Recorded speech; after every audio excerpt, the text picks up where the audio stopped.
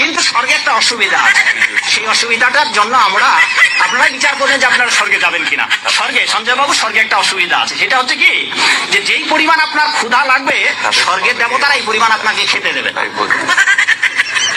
ওখানে সুন্দর সুন্দর পাকা ফল আছে, কিন্তু গাছের ডাল থেকে ছুটে আপনি খেতে পারবেন না।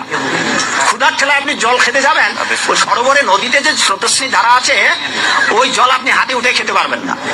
তো ওখানে যারা স্থায়ী দেবতা আছে, ওরা যা খাইতে দেবে আপনার তাই খেতে হবে, ফলে সহজ শান্তি নেই। জান্নাতের সবচেয়ে বড় বিষয়টা কি? আল্লাহ পাককে আমরা এই চোখ দিয়ে দেখতে পারবো ইনশাআল্লাহ।